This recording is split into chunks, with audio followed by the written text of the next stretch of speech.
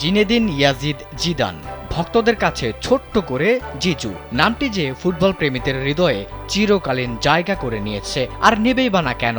একসময়ের সাধারণ এক বলবয় থেকে বনে গেছেন বিশ্ব ফুটবলের অন্যতম সেরা খেলোয়াড়, পরবর্তীতে নিজেকে প্রতিষ্ঠিত করেছেন সফল কোচ হিসেবে, যা অনুপ্রেরণার এক অনন্য দৃষ্টান্ত।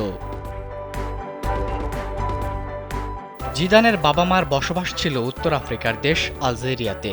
১৯৫৩ সালে জিদানের বাবা মা অভিবাসী হয়ে বসতি গড়েছিলেন ফ্রান্সের দারিদ্র্যপীড়িত মার্সেই শহরে, যার ফলে ছোটবেলা থেকেই জিদানকে যুদ্ধ করতে হয়েছে দারিদ্রতার সাথে। কোটি মানুষের আস্থার ভালোবাসায় ১১ বারের মতো দেশের ১ নম্বর রেফ্রিজারেটর ব্র্যান্ড ওয়ালটন।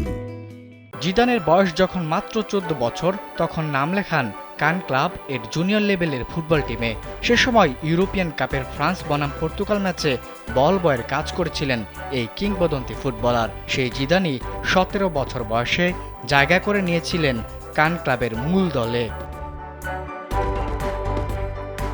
ইতিহাসের অন্যতম সেরা এই প্লেমেকারের পজিশন ছিল মিডফিল্ডার। শৈল্পিক এই ফুটবলারের খেলার মূল ভিত্তি ছিল নিখুঁত বল কন্ট্রোল, চমৎকার ড্রিবলিং এবং দৃষ্টিনন্দন পাসিং। তিনি বলের ওপর এতটাই নিয়ন্ত্রণ রাখতে পারতেন যে প্রতিপক্ষ ডিফেন্ডারদের পরাস্ত করা তার জন্য ছিল সহজ কাজ। তার ট্রেডমার্ক হল রুলেট টার্ন, যাকে জিদান টার্নও বলা হয়, যেটি এক অনন্য কৌশল যা তিনি মাঠে অসংখ্যবার ব্যবহার করেছেন।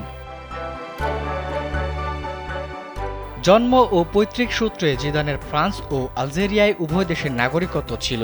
সেই সুবাদে একসময় আলজেরিয়া জাতীয় দলেও যোগ দিয়েছিলেন জিদান, কিন্তু আলজেরিয়া জাতীয় দলের কোচ জিজুর ধীর গতির কারণে দল থেকে বাদ দেন। নিজেকে প্রমাণ করতে সময় নেননি জিদান। সেই কোচ যে কতখানি ভুল ছিল তা তাকে বুঝিয়ে দেন সময়ের ব্যবধানে।